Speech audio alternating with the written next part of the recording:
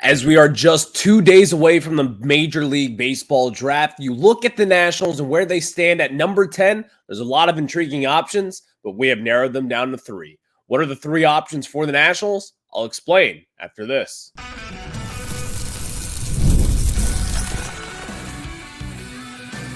You are Locked On Nationals, your daily Washington Nationals podcast, part of the Locked On Podcast Network, your team every day. And thank you all for making Locked On Nationals your first listen every single day, as we are free and available wherever you get your podcasts. And of course, I'm your host, Ryan Clary. You can catch me over on Twitter at RyanClary11 and as well as our show page at LO_Nationals. For all your latest Nationals news and notes, make sure to check us out over on Twitter. And of course, while you're at it, make sure to search up Locked On Nationals wherever you get your podcasts, including over on YouTube. Hit that subscriber button, please, or not. Hit a thumbs down if you want. If you don't like it, it's whatever. That's up to you. It's your prerogative. So you do what you want to do. Later on in today's show, we'll be previewing the Nats-Brewers series as they get shipped up to Milwaukee after having a pretty tough series against the New York Mets. We're going to forget about it. The Nationals are on this really tough stretch, but again, this is a Friday. It is always a loaded show on a Friday. Second segment, it is a Nats prospect stock report. Which prospects have been killing it? Which ones have not been killing it? We'll have that prospect stock report for you in today's second segment. But 2 days from now, the MLB Draft is on Sunday. This Sunday in Texas, where the All-Star game is being played. The Nationals, you've got some intriguing options there, sitting there at number 10 overall. And of course, the Nationals, you see the light at the end of the tunnel through this rebuild. You've got a lot of prospects. This gives them yet another opportunity to add to a very good farm system, a very top-heavy farm system, but still a very good farm system overall. Who will the Nationals decide to go with? I've got 3 guys that I think fit the Nationals' profiles for what they want at number 10 overall. But what should they do versus what will they do? 2 very different things. I'll explain that, but today's episode is brought to you by Booking.com. The right state can make you a fan of any city, even in your rival. So, of course, check out Booking.com for your stay today. And again, this episode of Locked On Nationals is brought to you by Booking.com. So, we get into it because 2 days away from the MLB Draft. How many times do I have to say that? 2 days away from the MLB Draft. What should happen versus what will happen? This is what should happen. The Nationals should get the best college bat or arm available. I lean towards a bat. I always have, and I always will. I think it is much easier to kind of project a college bat, even more so than a college arm. Now, we've all kind of got caught up in the Paul Skeens hype recently. Paul Skeens has been incredible. He may be the best pitcher in all of baseball at this point. He went 1-1 last year to the Pittsburgh Pirates, while the Nationals took Dylan Cruz at number 2. But the Nationals should go the best college bat, in my opinion. That is at least what I lean. The reason why I say that is because, number one, I've always just felt that someone that can impact you over 162 games compared to 32, 33 starts, that just makes more sense. And while pitching means a lot in some cases, maybe even October, probably means a little bit more than what a bat does in a 9-person lineup, the Nationals, they have a track record. Am I a little hot and cold when it comes to Nationals developing pitching? I am. And now, sitting here right now, first off, let's tackle this right away. You never draft for need. You don't. But in some cases, you may kind of say, well, in this college guy, for instance, we have a hole in this position. He fits this role. Taking him at number 10 overall, it makes a lot of sense. So yeah, maybe they do get swayed about what their needs are. But in reality of things, Mike Rizzo will never draft based on need. No GM will ever do that in the Major League Baseball draft, especially in today's game. You will find a place to play for anybody out there who can hit. You will be able to find a place on the diamond, wherever position, whatever kind of role that they will play, they will get their playing time. Don't worry about that. Or they'll be traded. Simple as that. You see it all the time across baseball at this point. The reason why the Nationals should get a college bat, even more so than a college arm, but even then I would not be upset with a college arm by any means. I've got one guy for you to keep an eye on. We'll discuss this later on in the segment. But the Nationals should go a college bat. In my opinion, the college bats in this year's draft class is very, very loaded in the top 10. You've got a lot of different guys that you can go with, in my opinion. And we'll get into one of those guys, in my opinion, who I think could fall the Nationals at 10. Do I think it's realistic? Not really, but still, there's a pretty solid chance of it. But this is what's going to happen. And this is what will happen. Mike Rizzo will draft the best player available. It doesn't matter what level they're coming from. It doesn't matter what position he plays. And it certainly does not matter what his numbers were back in high school or college. He will draft the highest ceiling available. That is how Mike Rizzo constructs his draft. Think about it with this. Elijah Green 2 years ago. Massive ceiling. Massive upside. There were safer picks in that draft, but Mike Rizzo went for the big home run. He drafted Elijah Green. Has that worked out? No. But that is what Rizzo does. That is in his DNA from day one. He has always gone for the best player available. Under his tenure as Nationals president of baseball ops / GM, they have never cut deals with anybody. Is that smart? I would probably say not necessarily. I think the Nationals should probably go that route. Maybe they go that route this year at the kind of a new player development side.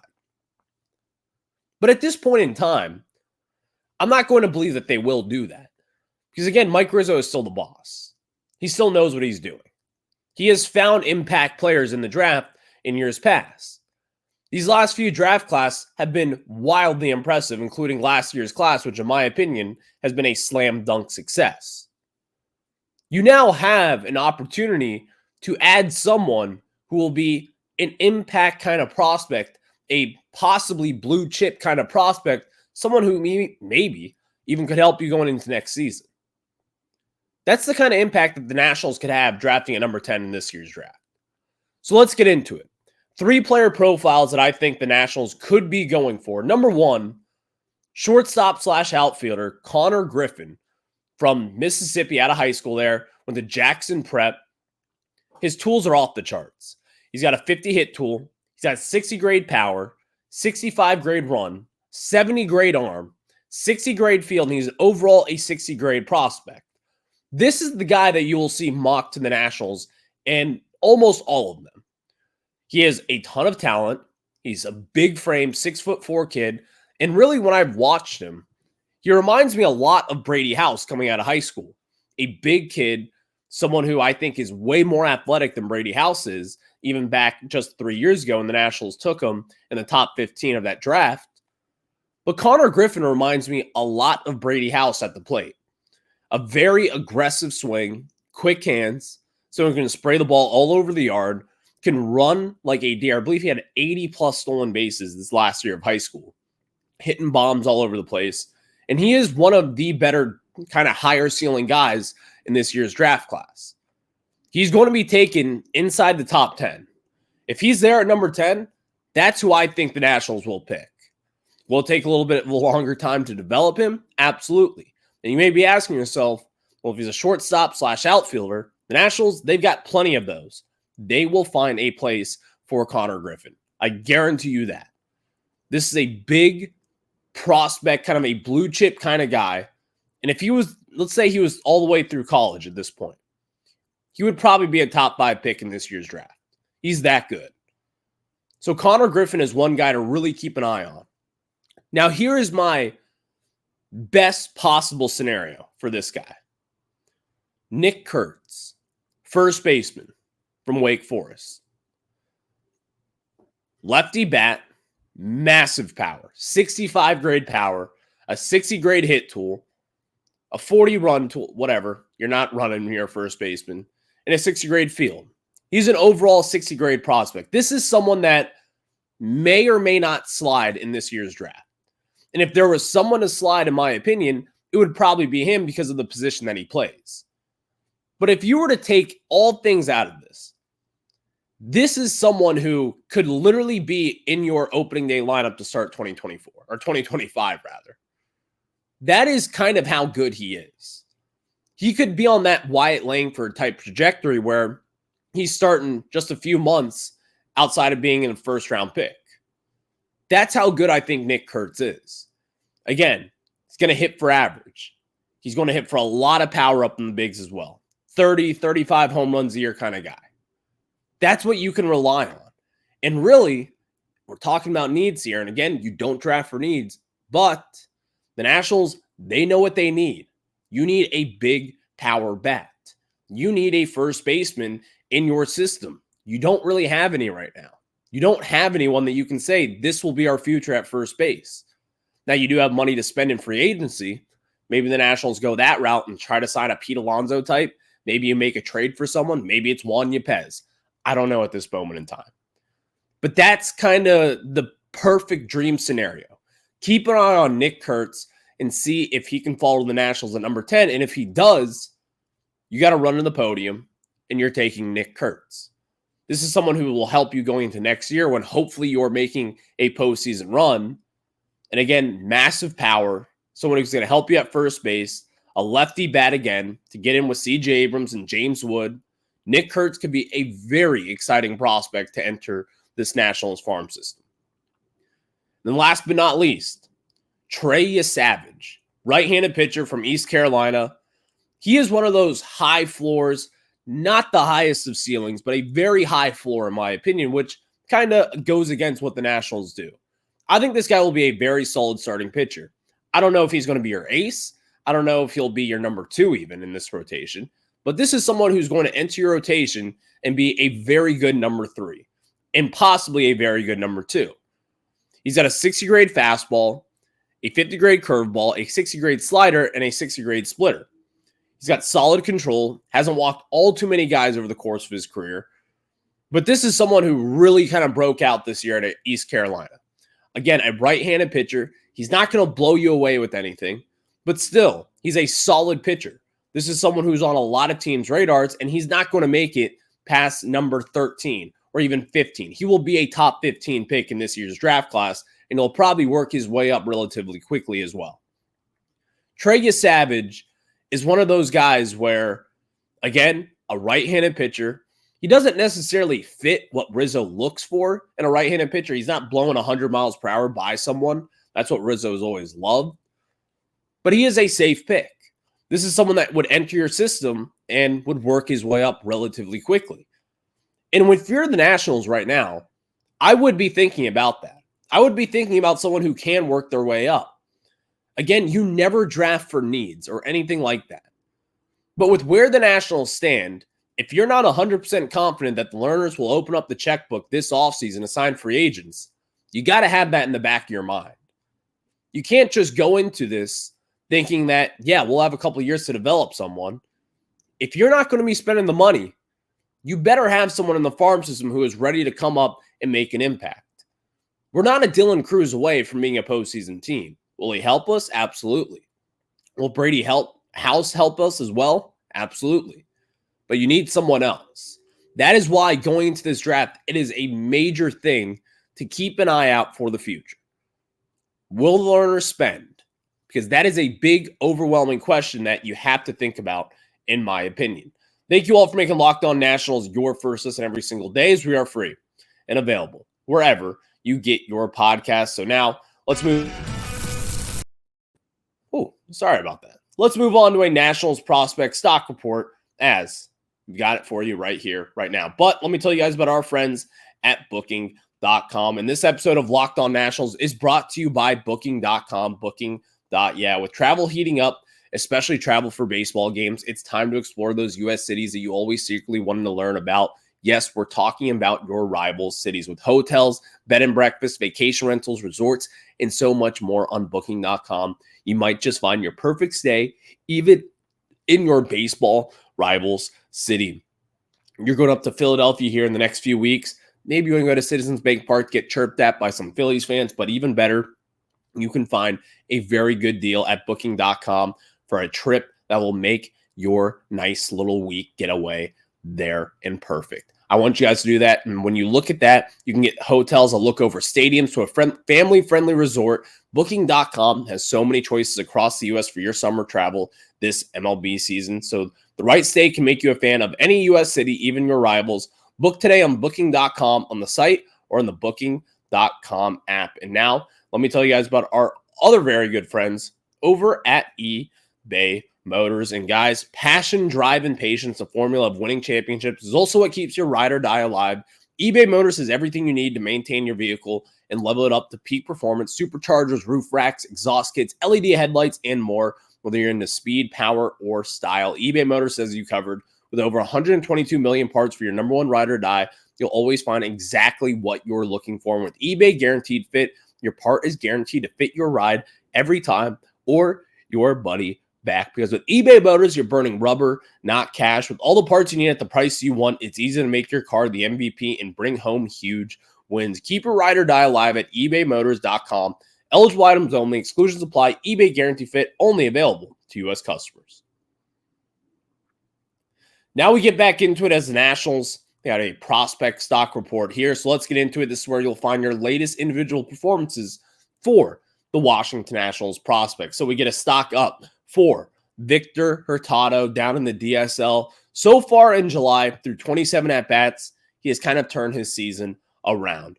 In that time frame, he is batting .259 with a .286 on-base percentage, a .667 slug, a .952 OPS. Again, this through the month of July. 27 at-bats, 7 hits, 2 doubles, 3 home runs, 6 RBIs, including a grand slam in yesterday's game, which was a no-doubter off the bat. I'm sure you probably saw the highlight already, as a lot of Nationals fan accounts have already been posting them. But Victor Hurtado starting to turn it around here. Speaking of turning things around, Elijah Green has not been turning things around.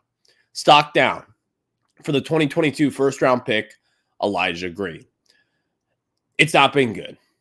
It just has not been good. Over his last 18 games, 39 strikeouts and 74 at-bats.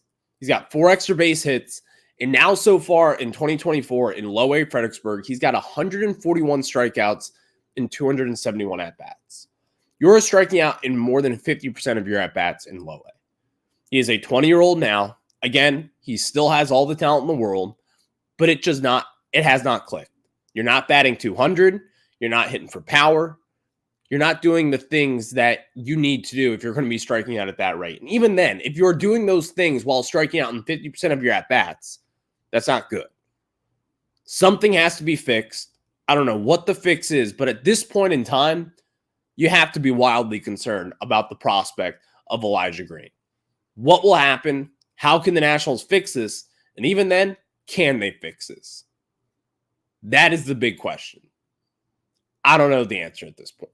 It is unfortunate, but again, you cannot strike out in more than 50% of your at-bats, especially in Low A. It's not going to work. Stock up for Travis Sakura. So far, 11 starts in Fredericksburg. He's got a 2.78 ERA, 45 1/3 innings pitched, only 26 hits, 15 walks, 63 strikeouts, a 0.9 whip, 5.2 hits per 9, 0.4 home runs per 9, 3 walks per 9, and 12.5 Ks per 9. The Nationals are doing it again. They are developing another arm. And this guy is filthy. He is going to be a top 70 prospect, in my opinion, within the next month. He will be up, and you'll be hearing people talk about him. He should be up in high A Wilmington at this point. 20 years old. Travis Sakura has been wildly impressive so far in 2024. You have to feel good about this. You have to feel good about where his development is. And again, my only kind of bad thing about this is, why is he not up in high A Wilmington? Why is he not working his way up through this system? He has proven it time and time again now. He has not had a bad start at all so far in Low A. Get this kid up in high A Wilmington. Put the pedal to the metal, as some people would say. Work this guy up. If he was a San Diego Padre, this guy would be up in AAA at this point. Jokes aside, he would probably be in AA. Get this guy up. Fly him up through the system. The Nationals just don't work like that, and that's fine.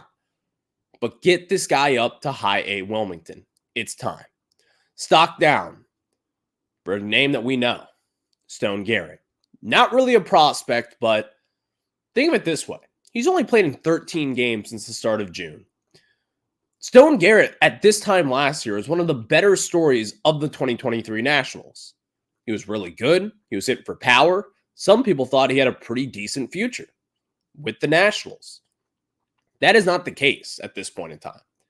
Since the start of June, again, has only played in 13 games, has been battling back, rehabbing from his injury that he broke his ankle in last year at Yankee Stadium. He's batting .204, a .291 OBP, a .367 slug, and a .658 OPS since the start of June. And again, it's only been in 13 games. I don't know what's going on with Stone Garrett. I don't know if the Nationals are not giving him the at-bats that he needs. I just simply don't have any answers at this moment in time. But I remember at this time last year, we were talking about Stone Garrett being a big difference maker and potentially someone who could be even a DH for this team down the line. It just has not worked out since he broke his ankle, and that is an unfortunate thing, but that is why I reluctantly give him a stock down in this day's stock report. Stock up for Brady House. Small sample size in AAA, but again, you got to talk about him.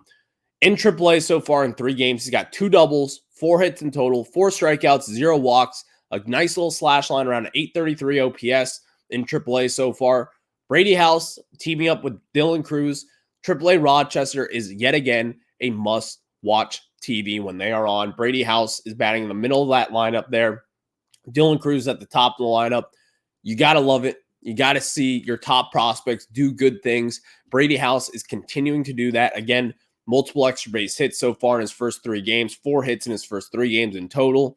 You got to like what you got to like it. You just have to like it so far for Brady House. So that was your very quick National stock report. And again, it's time to preview the Brewers Nats series. They get shipped up to Milwaukee. What will happen? What will the Nationals do? Will they finally break this cold streak as they have lost so many games here of late? What will the Nationals do? We'll have that for you. But let me tell you guys about our friends over at Tax Network USA. And guys, here on Locked On Nationals, we pride ourselves on getting you the latest news for your team, whether it's the offseason, the draft, spring training, or the playoffs, and it's year-round. You know what else year-round? Collection season. Just because tax season is over doesn't mean the IRS will stop coming after you for unfiled taxes. The IRS can garnish your wages, levy your bank accounts, and even seize your property. Don't let the IRS target you. Let the licensed professionals and tax experts at Tax Network USA go to bat for you. With over 14 years of experience and an A+ rating by the Better Business Bureau, Tax Network USA has saved their clients over $1 billion in tax debt. Whether you owe taxes, have complicated matters that require tax planning, or finally hit that parlay this season and need help correctly filing, call 1-800-549-1000 or visit tnusa.com/lockedon. And be sure to mention Locked On Nationals at checkout, and you'll receive a $250 discount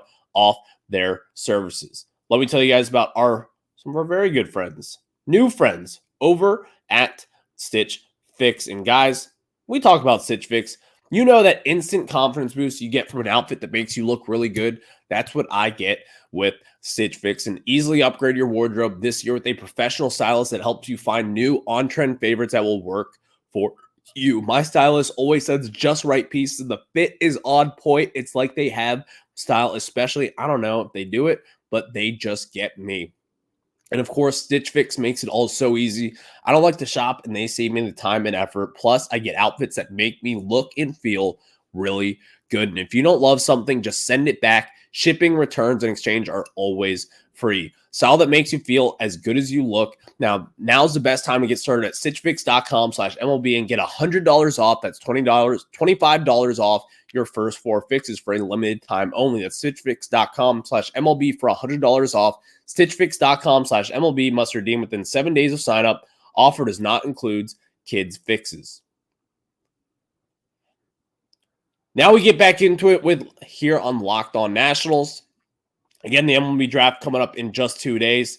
You will want to stay tuned for Sunday as we will have a live reaction right after the Nationals select number 10 overall. But we preview tonight's game. Jackson Rutledge got the call up from AAA, and it wasn't Brad Lord, whatever. Jackson Rutledge has not been good at all in AAA Rochester so far this season. He's going up against a very good Milwaukee Brewers team. They sit at the top of the AL Central. The Reds are about 5 games back, and even the Cardinals as well. They're climbing up to that. But I look at the Nationals and where they stand right now with Jackson Rutledge. This may be his lone start this season, unless he just balls out and dominates. I don't know if that will be the case. He has not been good in AAA. And you're going up against Freddie Peralta, who has been very good so far this season. So we'll see what happens. Jackson Rutledge, it will be some must-watch TV. This could be his last start as a Washington National, in my opinion. I think he's going to be a long-term relief kind of guy. That's what the future holds for him at this point in his career. That's just what I think. Unless he does really well tonight, which at this point in time, I just can't say that he will. Tomorrow, Mitchell Parker against Dallas Keuchel. Mitchell Parker has been good. He has not been his dominant self where he was his first 7 starts of his career. He was incredible, impeccable, dominating. I don't know.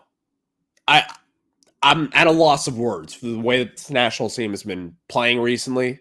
Mitchell Parker, while he has been good, he has not been great. I would not be surprised to see the Nationals completely get swept in this series, unfortunately. Because again, you have Jake Irvin versus Colin Ray. Jake Irvin's going to do his thing. He's coming off a bad start. I expect him to bounce back yet again. But here's the thing. He's got one of the worst run supports just behind Patrick Corbin in 2024 across the National League. Can the Nationals finally get some offense going? That is going to be the big, overwhelming question. And unfortunately for the Nats, you get a very solid Milwaukee Brewers starting staff and, of course, a solid bullpen as well. We'll see what the Nationals can do, but ultimately, we'll see. That's all I got. Nationals, let's score some runs. How about that? I'll catch you guys on the flip side. I'll see you on Sunday for the MLB Draft. Until then, have a good one. Go Nats.